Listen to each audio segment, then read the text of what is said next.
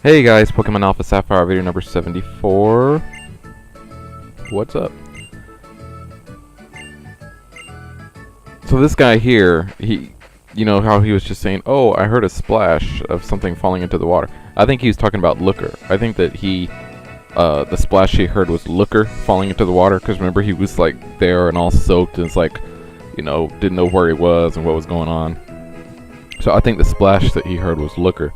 And in the next video, we'll actually go talk to Looker again, and I'm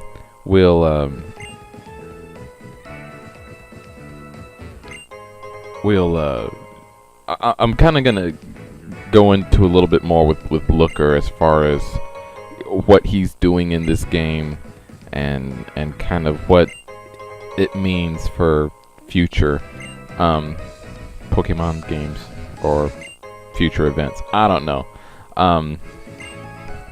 But yeah. Anyway, one thing. Oh, there's a Gengarite. Let me record that before I forget. One thing that I wanted to kind of talk about in this video, because unlike previous games, it actually does play a role in this game as far as being able to catch certain Pokemon. So, one thing that I wanted to go ahead and talk about in this game. Let me just write this, Gengarite. This is video 74, and we found it at Battle Resort Custodian's house. Okay, something I want to talk about is EV training. EV training is something that's been in the games since at least Generation 3. I don't know if it was in the games before that, but I know it was at least here in Generation 3, and that might be part of why it actually plays a role in this game, beyond just, you know, battling, because this is a remake of the Gen 3 games. But anyway, that's just speculation on my part. But anyway, later on in the games, there is going to be 3 Pokemon. I'm not going to say which 3 Pokemon, but I'm sure those of you who have played this game already know. But later on in the game, there's going to be 3 Pokemon that we're going to want to catch. But in order to catch them, we're going to have 3 Pokemon on my team who have maxed out EVs. So, you know, it used to be where, you know, oh, if you wanted to increase your Pokemon's EVs, you had to go and, like, fight a Machop 1,000 times in a row or something like that. Well, it's become a lot easier now in Gen 6, and I think that's part of the reason why they can get away with actually having that as a requirement to catch these Pokemon. At least I think it's become easier. And that's doing the super training down in on the bottom screen. The super training is one of the options down there, along with the player search system and the Pokemon Ami, which I actually have not done. The Pokemon Ami, I did super training a little bit in X and Y, but you know, I didn't do it until I was like pretty much done with the game, so there wasn't really a reason for it. But yeah, the super training, you can do super training in all the different, you know, stat areas: HP, attack, defense, special attack, special defense, and speed.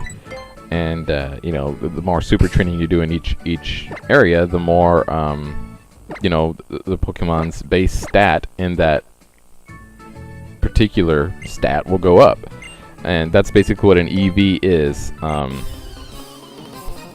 It's you know, just raising, you know, the base stats of specific stats. Now, that's something that I'm working on right now, actually. So that by the time I get to the point where I want to catch those 3 Pokemon, I won't have to wait. Oh, okay, hold on, guys. I gotta, you know, super train my Pokemon. No, I'm just gonna. I've already started. I actually finished up with Mayfly yesterday. I started super training Mayfly in special attack and in speed. I recommend that you do just 2 stats. You know, people like me who always like to even things out, you know, make sure all my Pokemon are at the same level, might want to try and you know, upgrade all the stats, you know, equally. But you know, with specific Pokemon, specific stats come in more handy. Like, for example, Mayfly here, all of his attacks are special attacks.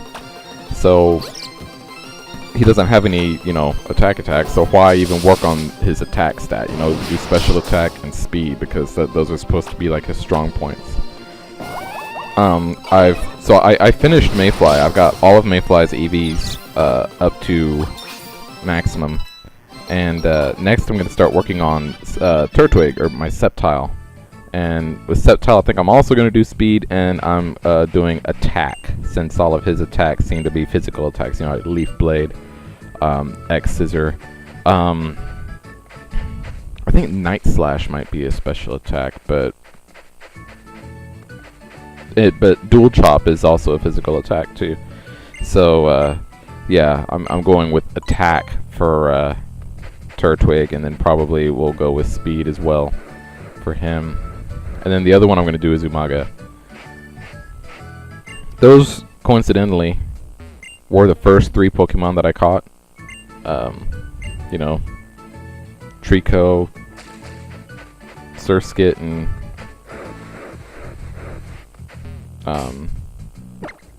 what is that one's name? The pre-evolved form of Hariyama. I just drew a blank. I think it starts with an M.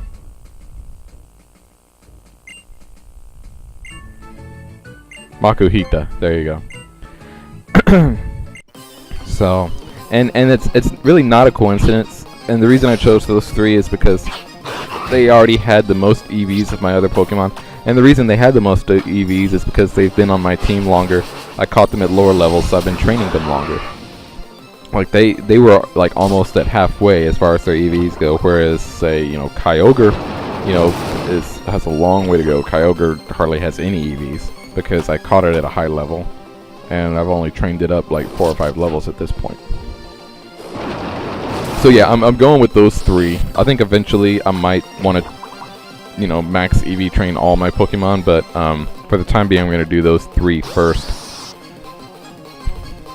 But that brings me to my question of the day. And my question of the day for you guys is, you know, I know I was talking a lot about super training, about being a really good way to EV train your Pokemon. But there are other ways to EV train your Pokemon too. You know, you've got the super training, of course.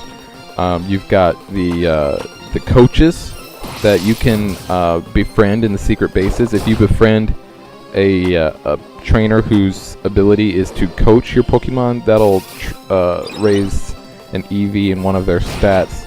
I don't think there's a way of deciding which stat an EV is raised, but if you don't really care which stat it is and you're just looking at getting max EVs for the purposes of, you know, catching those 3 Pokemon in this game, that's another good way of doing it. You can have your Pokemon hold certain items, like a Macho Brace or something like that. It raises a specific stat, but I believe it also lowers their speed. So that's something I don't like to do, because I don't like anything that lowers a stat, even if it raises another one. You know, raising a stat at the expense of another one, I'm just not into that. And then, of course, there's the old-fashioned way, like I said earlier, of, you know, battling, you know, 100 of a specific Pokemon in a row, which can take a long time, but, anyway, yeah, when it comes to EV training, first of all, do you even do EV training? I never really did it before this game. But do you do EV training? And if so, what is your favorite method of doing EV training? Answer in the comments, and I'll go over your answers in the next video. Anyway, yeah, while all that was going on, we're battling this poison-type trainer. That Dragalege, or whatever his name was, the second Pokemon he sent out, that thing gave me a tough time. I'm not even gonna lie. I was like, whoa, that thing was tough. Yeah, and also I failed to mention, this is a pretty short video. And the reason being is because, you know, I had that battle against the grass trainer, and now this battle here against this poison trainer. I will have one more battle in this video. They were fairly long battles. So when I sped them up, you know, it cut the time of the battle in half, and each battle was like 5-something a minute, so, you know, it cut these battles down to just like over 2.5 minutes long. So, you know, 2.5 minutes, that's a lot of time to take off a video. and especially for 3 battles, you know, that's 7.5 minutes. And this video is only like, you know, almost 22 minutes long, 22 something minutes long originally, so yeah. Anyway, that was that battle. Little bit of news: Shiny Rayquaza will be distributed in South Korea. As part of the Pokemon Spring Carnival, a different color black Rayquaza will be distributed from May 2nd to May 5th at Jamsil Lot Department Store in South Korea. Distribution will take place across Uniqlo on Young Street, floor B1, from 11 a.m. to 6 p.m. Distribution is for Pokemon Omega Ruby and Alpha Sapphire games, alright? Omega Ruby and Alpha Sapphire. So it sounds like you can't take X and Y with you. I mean, I guess you can still take them with you, but you won't get the Shiny Rayquaza. So yeah, there's that. South Korea. If you're in South Korea, get your Shiny Rayquaza at the beginning of next month. So, here we go with the ground type trainer. He starts off with a Garchomp, level 60 Garchomp. I'm still trying to get Umaga up to level 50. Close combat really didn't do much. He's gonna use Dig. Now see, if I was smart here, I would have switched into Mayfly or Ruby. You know, someone who can't get hit by Dig, but apparently I'm not smart. So, I go into Kyogre here. It starts to rain, but I'm gonna have Kyogre use Ice Beam. Yeah, really freaking effective. So, in the last video, I didn't have a question of the day, so I said ask me something and I'll answer it in the next video. So Zakiki Marcus asked me, is this a question? Yes, that is a question. Trax asked me, what is your favorite shiny Pokemon? My favorite shiny Pokemon would... I really like the shiny Metagross. I was using that in Omega Ruby, because remember we had that event when the games first came out. Oh, get your shiny Beldum. I was using that in my Omega Ruby game.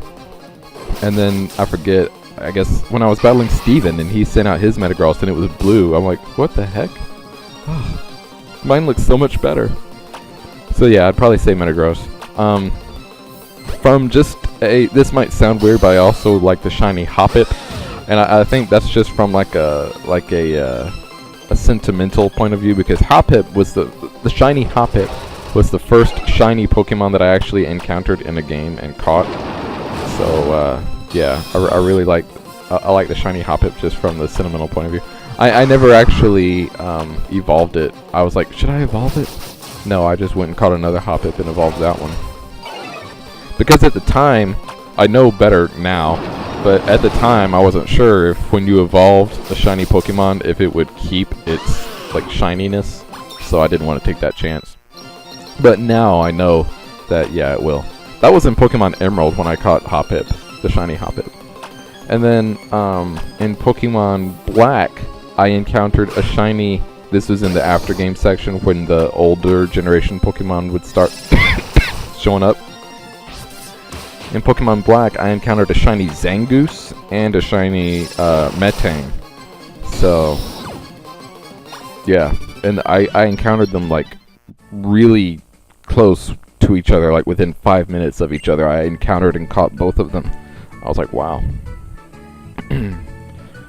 So that was fun. I know there's, like, a method of, like, quote, hunting shiny Pokemon in this game. Or looking for shiny Pokemon. That might be something I try after I get everything else in this game wrapped up. But yeah, I'm still a ways away from that. I kind of made a list yesterday of all the things I still need to do in this game, so I have that to kind of help me out. But anyway, we're going to end the game right here, guys. So thanks for watching. Leave a like, leave a comment. See you next time. We'll finish up this island. Bye.